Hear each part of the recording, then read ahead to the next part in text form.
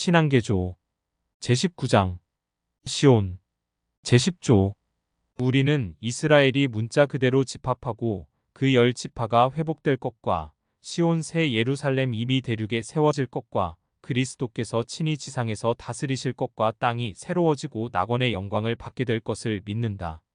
두 개의 집합 장소 이스라엘 민족의 분산과 그 후에 있게 될 집합에 관한 몇 가지 성구에는 다시 재건된 예루살렘과 앞으로 세워질 시온에 관하여 언급되어 있다.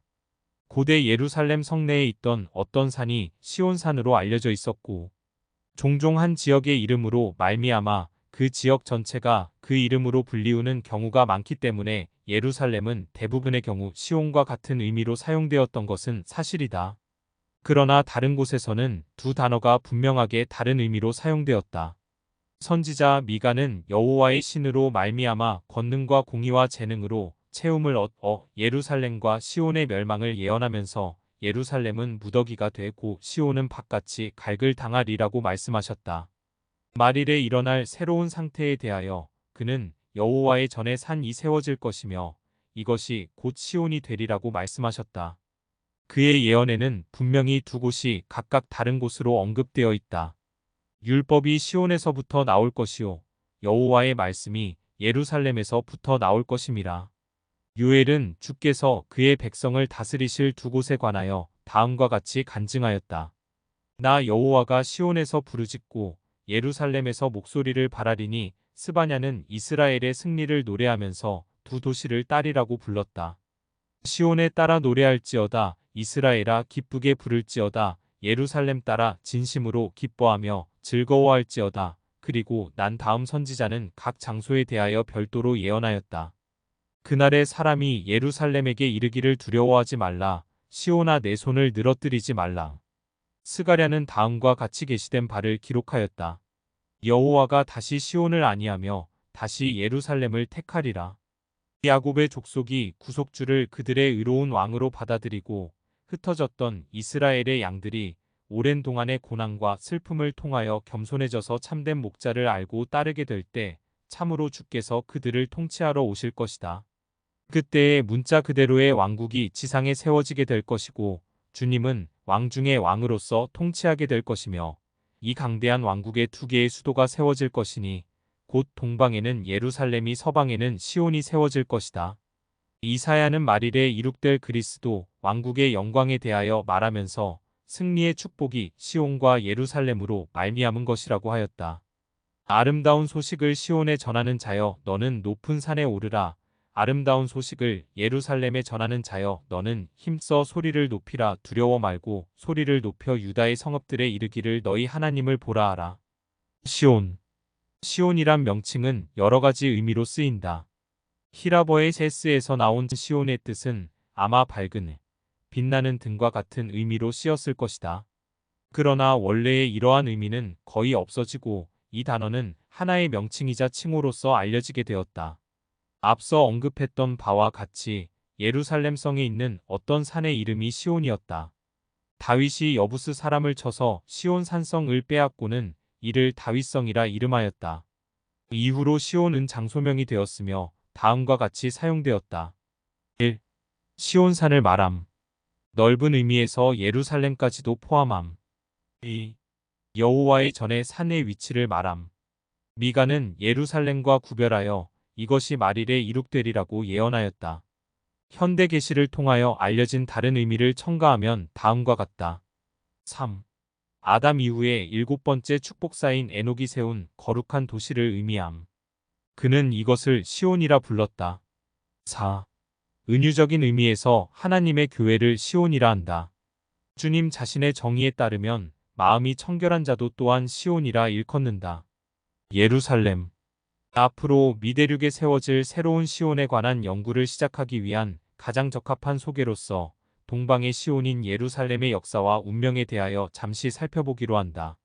어원에 의하면 예루살렘이란 화평의 도시 또는 기초 등의 의리를 갖고 있는 것으로 알려져 있다. 아브라함이 11조를 바친 대제사요 왕인 멜기세덱이 살았던 곳인 살렘은 경전상에서 최초로 언급된 예루살렘이다. 조세퍼스는 살렘과 예루살렘이 동일 장소임을 분명하게 지적하고 있다. 앞서 언급한 바와 같이 주전 1048년경 다윗은 여부스인으로부터 성읍을 빼앗았다. 다윗과 솔로몬이 통치하는 동안 이 성읍은 통일 이스라엘 왕국의 수도로서 부와 아름다움과 힘 그리고 모리아산에 건립된 위풍당당한 솔로몬 성전으로 크게 명성을 떨쳤다. 왕국이 분열된 후 예루살렘은 소왕국인 유대의 수도로 계속되어 왔다. 이 성읍은 다음과 같은 여러 차례의 전쟁으로 많은 변천이 있었다. 주전 588에서 585년 느부갓네살 왕이 성을 멸망시키고 그 주민을 노예로 삼았다. 주전 515년경 바빌론 포로 시대가 끝나자 예루살렘 성이 다시 재건되었다. 마지막으로 주 70에서 71년 로마가 유대 왕국을 무너뜨렸을 때 이 성은 완전히 붕괴되었다. 이 성은 유대인에게 있어서 가장 중요하고 사랑이 가득한 심장이었으며 기독교인에게는 성지였다. 이곳은 구속주의 지상 사업이 행해졌던 곳이며 구세주의 사망, 부활, 승천이 이루어졌던 중요한 곳이다.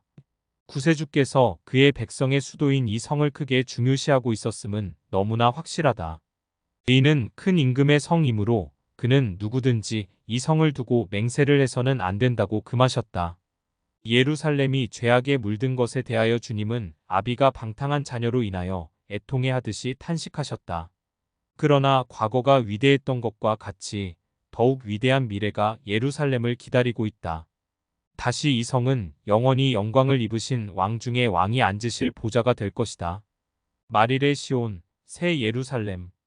고대에 있었다가 다시 건립된 동방의 예루살렘과 달리 마릴에 세워질 시온에 관한 경전상의 기록에는 그리스도 왕국의 두 번째 수도가 될 이 새 예루살렘의 위치에 관하여 전혀 언급되어 있지 않다. 그러나 성경에서 우리는 시온이 건설될 지역의 외적인 특성을 배울 수 있다. 예루살렘과 시온산의 멸망을 예언한 미가는 마릴에 여호와의 전이 세워질 새 시온과 비교하여 이렇게 말씀하셨다. 마릴에 이르러는 여호와의 전의 산이 산들의 꼭대기에 굳게 서며 작은 산들 위에 뛰어나고 민족들이 그리로 몰려갈 것이라. 곧 많은 이방이 가며 이르기를 오라 우리가 여호와의 산에 올라가서 야곱의 하나님의 전에 이르자. 그가 그 도로 우리에게 가르치실 것이라. 우리가 그 길로 행하리라 하리니 이는 율법이 시온에서부터 나올 것이요 여호와의 말씀이 예루살렘에서부터 나올 것임이라. 이사야는 현대의 시온이 세워질 나라의 특징으로 그곳은 산이 많은 지역임에 예언하였으며 오직 외로운 자만이 이 새로운 곳의 영광 가운데 거할 수 있다고 분명하게 가르치고 있다. 선지자는 이러한 의로운 자에 관하여 다음과 같이 말하였다. 그는 높은 곳에 거하리니 견고한 바위가 그 보장이 되며 그 땅은 먼 곳에 있다고 하셨다. 다른 성구에서 그는 구수의 강 건너편인 집합 장소를 언급하였으며 산들 위에 세상에 대한 기호가 세워지리라고 말씀하셨다. 현대의 경륜의 시대에 주어진 계시를 통하여 알게 된 마릴의 시온에 관한 진리나 몰몬경의 가르침은 모두 마릴의 시온의 위치와 영광에 대한 일반적인 묘사면에서 성경과 일치되고 있으나 지리적인 위치에 대하여는 좀 더 분명하게 밝히고 있다. 이 경전에서는 시온과 새 예루살렘이 동의어로 사용되고 있으며 후자는 동방에 있는 예루살렘을 존중하여 그와 같은 명칭이 주어졌다. 계시자 요한은 마릴의 특징인 새 예루살렘을 시온으로 보았다. 리하이와 그의 일행이 미대륙으로 오기 전 수세기 동안 미대륙에 살았던 민족인 야레신의 선지자 이더는 미대륙의 새 예루살렘이 세워질 것을 예언하였으며 새 예루살렘과 옛 예루살렘과의 차이를 강조하였다. 니파이인 선지자 모로나이는 이더의 기록을 요약하여 다음과 같이 말하였다. 또 이 땅은 하늘에서 내려올 새 예루살렘의 터요 주의 거룩한 성소의 터임을 그들에게 고하였음이라. 보라 이더는 그리스도의 날을 보았고 이 땅에 세워질 새 예루살렘에 관하여 말하였도다. 그리고 저는 또한 이스라엘의 집에 관하여서와 리하이가 떠나올 예루살렘에 관하여서도 말하되 그것이 회파된 후에 중건되어 주께 거룩한 성이 될 것인즉 그러므로 그것이 새 예루살렘이 될 수 없는 것은 그것이 옛적에 이미 있었음이라. 그러나 그것이 중건되어 주의 거룩한 성이 되며 이스라엘의 집을 위하여 세워질 것이요 또 새 예루살렘은 요셉 자손의 남은 자들을 위하여 이 땅에 세워질 것이라 하였나니 이 일에 대하여서는 이미 예표가 있었느니라. 이는 요셉이 그의 아버지를 인도하여 애굽 땅으로 내려간 것 같이 그가 거기서 죽었음이니 이러므로 주께서 요셉 자손의 한 남은 자들을 예루살렘 땅에서 인도해 내셨음은 참으로 그가 요셉의 아버지에게 자비를 베푸사 그로 멸망하지 않게 하셨던 것 같이 요셉의 자손에게도 자비를 베푸사 그들로 멸망하지 않게 하려 하심이라. 이러므로 요셉 집에 남은 자들이 이 땅에 세워질 것이요 이 땅은 저들의 기업의 땅이 될 것인즉 저들이 주를 위하여 옛 예루살렘과 같은 한 거룩한 성을 세우리니 끝이 이르러 땅이 없어지기까지 저희가 다시는 혼란을 당하지 아니할 것이라. 예수께서는 부활하신 후 미대륙의 니파이 백성을 방문하셔서 다음과 같이 가르치셨다. 또 보라, 이 백성을 내가 이 땅에 세워 내가 너희 조상 야곱과 세운 성약을 이루리니 이 땅은 새 예루살렘이 될 것이요 하늘의 권능이 이 백성 가운데 있으리라. 참으로 내가 너희 가운데 있으리라. 전장에서 밝힌 바와 같이 그는 다시 이방인이 죄를 회개하고 마음을 강팍하게 먹지 아니하면 성약의 백성이 되어 새 예루살렘이라 일컬어질 성을 세울 것이라고 예언하였다.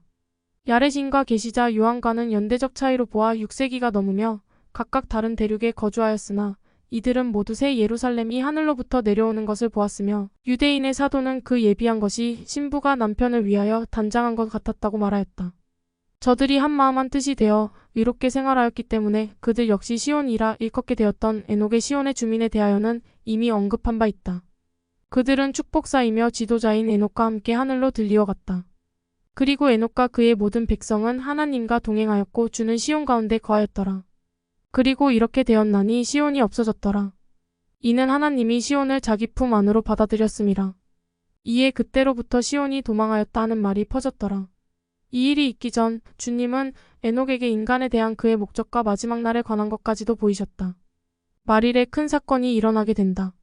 하나님의 선택된 백성이 지구의 사방에서부터 그들을 위해 예비된 곳으로 모여들 것이다. 그곳에 주님의 장막이 세워질 것이며 그곳은 시온 곧 새 예루살렘이라 불리울 것이다. 그때에 에녹과 그의 백성이 다시 지상으로 돌아와 거룩한 곳에서 집합된 선민을 만나게 될 것이다. 우리는 시온과 새 예루살렘이라는 명칭이 같은 뜻으로 사용되었음을 보았다. 더군다나 의로운 백성은 성스러운 곳과 마찬가지로 시온이라 불리운다. 이는 주님의 특별한 단어인 시온은 마음이 청결한 자를 뜻하기 때문이다. 오늘날 교회는 요한과 선지자 에녹이 본 바 하늘로부터 영광을 입고 내려온 새 예루살렘은 하늘로 들리어 올라간 에녹과 그의 백성이 다시 오는 것이며 에녹의 시온과 현대의 시온의 백성들 곧 서방구에 집합된 성도가 하나로 될 것을 가르치고 있다. 몰몬경은 서방구의 시온이 건설될 것을 예언하고 있다. 그러나 시온의 정확한 위치는 현대 경륜의 시대의 신권이 회복되었을 때까지는 알려지지 않았다. 1831년 주님은 교회의 장로에게 다음과 같이 명하셨다. 이러므로 나 주가 말하기를 너희는 동쪽 땅으로부터 나와서 집합하라. 너희 나의 교회의 장로들아 너희는 함께 모이라. 너희는 서쪽 지방으로 나아가라. 그 주민을 불러 회개하게 하라. 그리고 그들이 회개하는 만큼 나를 위하여 교회를 세우라. 그리고 한 마음 한 뜻으로 너희 재물을 모아 이후에 너희에게 정해줄 기업을 구입할 수 있도록 하라 하였느니라. 그리하면 그곳은 새 예루살렘 평화의 땅 피난의 도시 지극히 높으신 하나님의 성도를 위한 안전한 장소라 일컬어지리라. 그리고 주의 영광이 그곳에 있을 것이요 주의 두려움도 또한 그곳에 있을 터인즉 악인이 그리로 오지 아니할 것이요 그곳은 시온이라 일컬어지리라. 그 후에 교회 장로들은 서부 미주우리로 모이라는 지시를 계시로서 받았다. 계시를 통하여 주님은 그곳이 성도의 집합지로 임명되고 성별된 곳이라고 지적하셨다. 그런 고로 이곳은 약속된 땅이요 시온의 도시를 세울 장소니라. 인디펜던스가 중심부로 지정되었고 성전 부지가 지정되었으며 성도는 그곳을 구입하여 영원한 상속의 땅으로 삼도록 권고받았다. 1831년 8월 3일 조셉 스미스는 신권 동료와 함께 지정된 성전 부지를 헌납하였다. 그 주변도 성도들의 집합지로 헌납되었다. 후기 성도의 신앙은 그러한 것이며 교회의 가르침 역시 그러한 것이다. 그러나 시온 건설 계획은 아직 완성되지 않았다. 아직 성도들에게는 그들의 영원한 상속의 땅으로 약속된 이 지역을 즉시 집합하도록 허락되지는 않았다.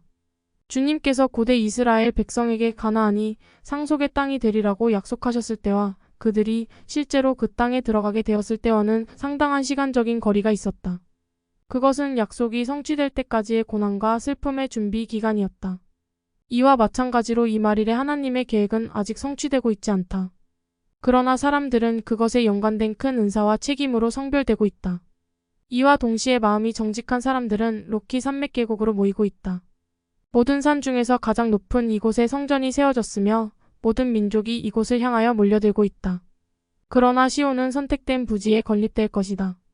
시온은 그 자리에서 옮겨지지 아니할 것이며 마음이 청결한 자들은 돌아와 시온은 비록 그 자녀가 흩어질지라도 자기 자리에서 옮기우지 아니하리라. 남은 자로서 마음이 청결한 자들은 돌아와 그들의 기업에 이르러 그들과 그들의 자녀가 영원한 기쁨의 노래를 부르면서 시온의 황폐한 곳을 일으켜 세우리니. 그러나 집합된 이스라엘 민족은 중심부나 그 인접한 지역에 국한되는 것이 아니고 다른 곳이 지정되리니 곧 시온의 스테이크이다. 후기 성도가 거주하는 곳에는 많은 스테이크가 건설되었으며 그곳은 영구한 상속의 땅이 될 것이다. 상속의 땅을 받기에 합당한 자들 가운데서 임명된 자들이 그곳으로 가게 될 것이다. 시온이 잠시 동안 징계를 받으나 곧 구속의 때가 올 것이다. 그때를 정하시는 분은 하나님이시나 백성의 신앙에 따라 결정하실 것이다. 백성들의 사악함 때문에 주님은 그때를 늦추신다. 주님은 다음과 같이 말씀하셨다. 그러므로 나의 백성의 범법의 결과로 나의 장로들이 시온의 구속을 잠시 동안 기다리는 것이 내게 필요하도다. 시온은 내가 정한 때에 구속함을 받으리라. 그러나 축복을 주시는 주님의 때는 그것을 받을 사람에게 달려있다. 1834년에 교회에 주신 주님의 말씀은 다음과 같다. 진실로 내가 고난을 받은 나의 백성의 구속에 관한 나의 뜻을 알려고 함께 모인 너희에게 이르노라. 보라, 내가 너희에게 이르노니 개개인이 아니요 교회에 관하여 말하거니와 나의 백성의 범법이 아니었다면 그들은 지금 이미 구속받았을 것이니라.